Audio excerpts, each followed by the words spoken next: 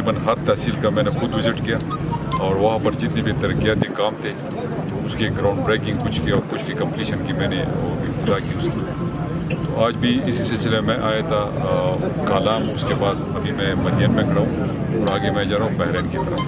تو انشاءاللہ جو 4 سالہ میری محنت تھی, میری ٹیم کی محنت تھی, ہماری حکومت کی محنت تھی, وہ اب آپ سب کے سامنے میچور ہونے جا رہا ہے. اور یہ وہ جو پل کھانے کا وقت ہے تو اس سلسلے میں حاضر ہوا تھا کیونکہ سوات اور پھر مراکنڈ پورے خیبر پختونخوا کے لیے جتنے بھی ترقیاتی کام میری حکومت سے ہو سکتے تھے وہ ہم نے کر لیے الحمدللہ.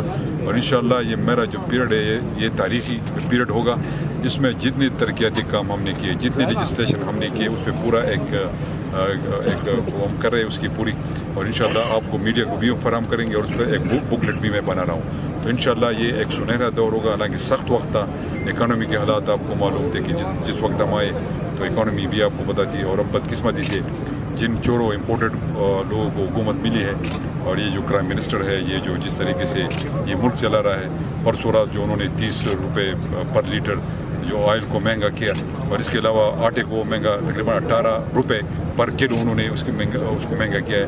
تو بہت سی چیزیں یہ پیٹرول کے ساتھ آٹومیٹکلی مہنگی ہو جاتی ہے. تو ان کے پاس کوئی ایجنڈا نہیں ہے. ان کا صرف ایجنڈا یہ ہے کہ اپنے کیسز ختم کرائے, اس حل سے اپنے نام نکلوائے. اور یہ نیب میں وہ کچھ آرڈیننس وہ کرنا چاہتے ہیں, ریفارمز کرنا چاہتے ہیں. ریفارمز نہیں ہے بلکہ وہ چینج لانا چاہتے ہیں کہ ان پہ کوئی ہاتھ نہ ڈالے. اس کے علاوہ انہوں نے EVM مشین جو ہم چاہتے تھے کہ فیئر اینڈ فری الیکشن ہو تو وہ بھی انہوں نے ختم کر دیا. جو ہم نے اوورسیز کو ووٹ کا حق دیا تھا خان صاحب نے تو وہ بھی انہوں نے ختم کر دیا. یہ آیا ہے کہ یہ ملک کو تاریکی میں دھکیلے اور اس کو بینکرپٹ کرا دے. تو یہ ان کا ایجنڈا ہے, صرف اپنے ذاتی ایجنڈے پہ. اور سارے کرمنل لوگ ہیں, 60% اس کا جو کیبنٹ ہے وہ نیب زدہ ہے, وہ عدالت سے ضمانت پہ ہے. تو میں صرف سے یہ کہنا چاہوں گا کہ انشاءاللہ بہت جلد اس ملک سے آپ لوگوں کا خاتمہ ہو جائے گا. اور یہ ملک جس طرح عمران خان نے کہا ہوا ہے اور سب لوگ ان کے ساتھ کھڑے ہیں کہ ایک طرف آزادی ہے اور دوسری طرف غلامی, یہ غلام ہے. اور میرے خیال میں پاکستان کے عوام جاگ چکے ہیں اور ہم آزادی کی طرف